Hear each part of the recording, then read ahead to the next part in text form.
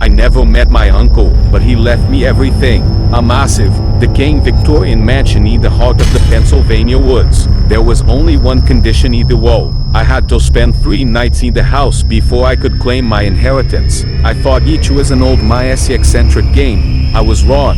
The moment I stepped inside, the smell of ancient dusty rotting would choke me. The silence was heavy, almost physical. The first night, I sat in the drawing room, trying to convince myself I was alone.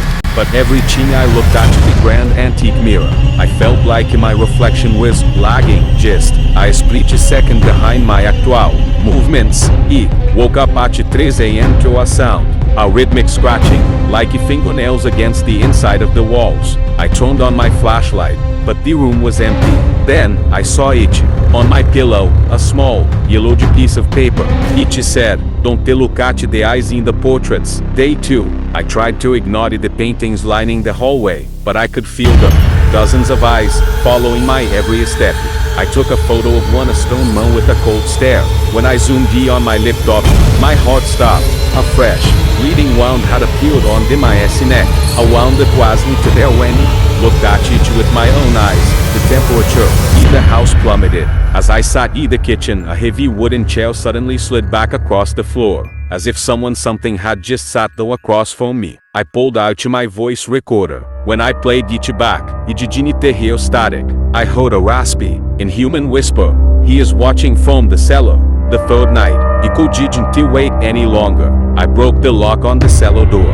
The air there smelled like old meat. In the center of the dark room, an ancient digital camera was mounted on a tripod, aimed directly at a small, reinforced door. I checked the playback.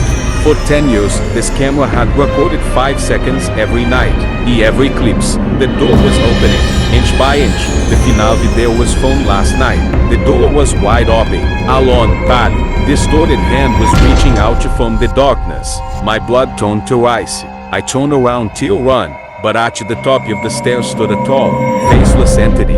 Its body made of shifting shadows. I fumbled for my phone, desperately trying to use the camera flash to scare it away.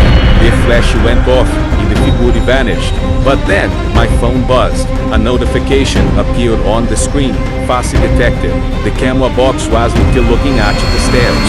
It was locked onto the pitch-black corner, right behind my shoulder. The next morning, the police found the house empty. No sign of me, but in the upstairs hallway, a new real painting was hanging. It was a portrait of a young man, his face frozen in a scream of absolute terror, clutching a phone in his hand.